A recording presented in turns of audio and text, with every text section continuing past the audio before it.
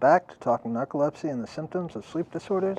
In this video, I'll refer to narcolepsy as N for simplicity. In our first video, we explored an overview of N, delving into the science behind it, examining the why and the how, touching on erections, sharing historical context, and reflecting on some of my personal experiences. Today, we'll cover the basics and fundamentals of this condition. This will set the stage for future episodes where we'll take a closer look at individual symptoms. Along the way, I'll introduce some commonly used concepts to help illustrate what it's really like to live with N. N impacts both the body and mind. Due to dysfunction in REM sleep, individuals with N endure persistently unrefreshing and unrestorative sleep. This means that even with 6 to 8+ hours of sleep, they don't achieve the same amount of restfulness as someone without N. The quantity of sleep doesn't translate to quality, as their bodies are unable to reach truly restorative sleep. Sleep patterns in N are highly fragmented, disrupting both wake and sleep states. People with N experience spurts of sleep during wakefulness and spurts of wakefulness during sleep. Brief involuntary episodes that can last just seconds but carry significant impacts. These constant interruptions in the sleep-wake cycle make it challenging to maintain focus, attentiveness, and even stable consciousness in some situations.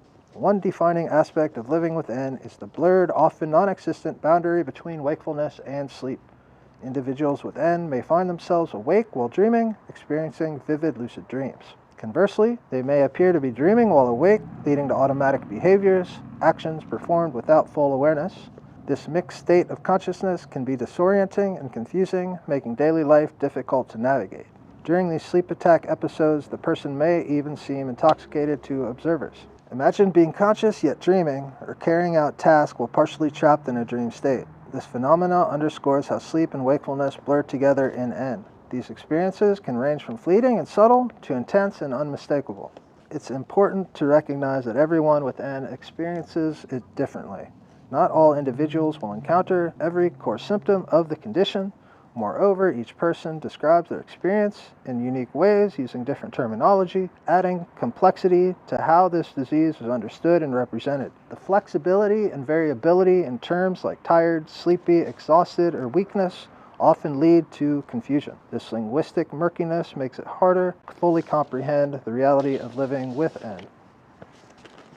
Living caught between wakefulness and sleep deeply impacts daily life. Whether it's automatic behaviors during wakefulness or vivid lucid dreams during sleep, these constant fluctuations take a toll on both mental and physical well-being. Nearly everyone at some point will experience symptoms similar to those of N, albeit to a much lesser degree, making it more relatable than most realize, though these experiences are rarely recognized for what they truly represent. Narcolepsy is not simply falling asleep, nor does it imply an easy ability to sleep. Unfortunately, it's often misrepresented, especially in jokes.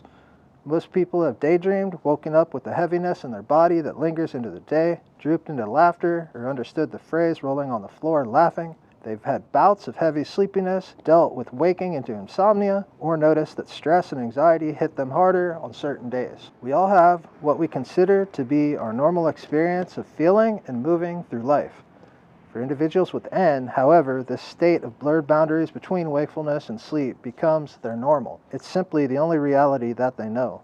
And yet, at some point, it often becomes apparent, whether to them or to others, that this normal is far from typical. That's the thing about N. For some, or even all, of these impacts to become an everyday, ongoing normal experience is to face a relentless battle that continues throughout most of their lives. And to describe it as brutal is, if anything, an understatement. Most individuals with N develop the condition during their late teenage years to early adulthood. This is often the period when the disease begins to progress significantly, becoming life-altering and deeply impactful. Over time, the understanding of N may evolve, potentially leading to identification of additional types, or even the reclassification of N into distinct conditions. It's important to recognize that N encompasses a broad and diverse spectrum.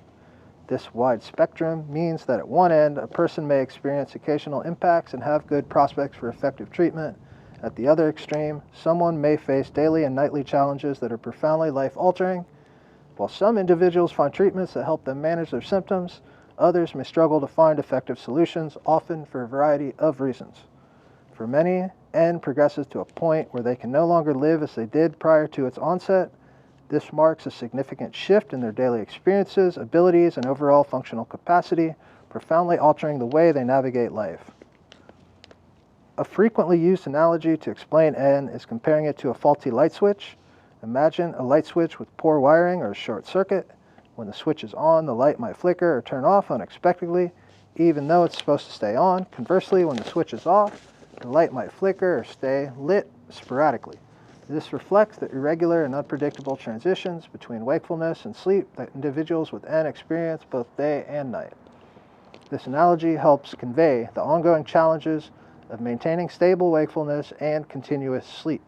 The unpredictable nature of N means that one moment a person might seem alert and engaged, and the next they could be fighting off sleep or engaging in automatic behaviors caught between wake and dream states. One significant aspect of N is the ongoing toll of cumulative sleep loss. Individuals with N live with a persistent sleep deficit due to their inability to achieve refreshing or restorative sleep. This type of sleep, essential for overall health and feeling well, remains out of reach for most with N. This chronic sleep loss drains energy levels and diminishes functional capacity. It's often compared to how a healthy person might feel after 36 to 48 hours without sleep. While this doesn't represent how someone with N feels every moment of the day, it's a common daily occurrence and recurring experience during episodes of excessive daytime sleepiness or sleep attacks, and the exhaustion often lingers well after waking, not feeling refreshed. There are two rare situations related to sleep attacks and the symptom cataplexy in individuals with N. First, in some cases, people with N may suddenly fall into a sleep state during these attacks. Second, for those with type 1N, severe cataplexy can occasionally occur, further complicating the experience. This is where several common misconceptions about N arise and must be addressed. One of the most persistent stereotypes is the belief that people with N randomly fall asleep mid-conversation or without warning. While it's true that in rare cases some individuals with N may experience sudden sleep episodes, these situations are widely misunderstood. A sleep attack doesn't necessarily mean a person will abruptly fall asleep. Instead, it often involves overwhelming sleepiness or brief involuntary spurts of sleep that may not progress into a full sleep state. However, as mentioned earlier, in very rare and severe instances, it can lead to sudden onset of sleep, which might appear abrupt or out of the blue. In future videos, I will delve into each symptom, especially cataplexy, exploring how they manifest in different ways and evolve over time.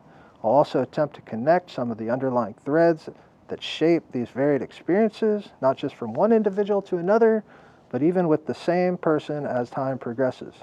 Symptoms may develop or intensify at different points, with some regressing while others progress. This variability adds to the complexity of understanding N, as does addressing the misconceptions surrounding it. Recognizing this diversity is essential to truly appreciating the lived experience of those with N. Unfortunately, these experiences are often downplayed, misinterpreted, or misjudged by others. They are often frequently imposed upon the person living with N, whether due to misconceptions, lack of understanding, total misunderstanding, or outright confusion about what a symptom or experience truly is. This happens all too often, even among well-meaning doctors who may lack specific expertise in N and struggle to fully comprehend the condition. This is where the disconnect I've mentioned in the past video comes into play. The gap between the scientific understanding of N and the human experience of living with it. For individuals with N, such misjudgments are not only frustrating but deeply painful and disheartening, especially when faced on a frequent and normal basis as they are. As mentioned in the initial video, approximately 80% of individuals with N also live with one or more comorbidities. These are often varied and can span a wide range of conditions, some more common than others. Given that N has an autoimmune origin, there is a notable correlation with other autoimmune conditions. Examples of common comorbidities in N include obesity, attention deficit hyperactivity disorder, ADHD, depression, anxiety, and other psychological conditions. Migraines and pain disorders are also frequently observed, as well as other sleep disorders such as sleep apnea, restless leg syndrome, or insomnia. In the upcoming videos in this series, I will broadly explore each symptom. Some of what I present may involve posing questions as much as providing explanations. My goal in creating these videos is to address the varied aspects and deeper connections between the symptoms of N, as well as their frequent overlap with other sleep disorders. I aim to shed light on this often overlooked and unapparent overlap and offer clarity. Ultimately, my hope is not only to support those living with these conditions, but also to reach doctors and medical experts, broadening their understanding and potentially refining the terminology commonly used when discussing N and related disorders. Thank you for watching. If you found this video helpful, please like and subscribe to the channel. I invite you to share your experiences or questions in the comments below. Also, feel free to check out my patreon.com/narcoplexic. Become a patron. You can interact with me one-on-one. You can maybe enjoy my wildlife photography. Stay tuned for the next video where we'll begin diving into the individual symptoms of narcolepsy.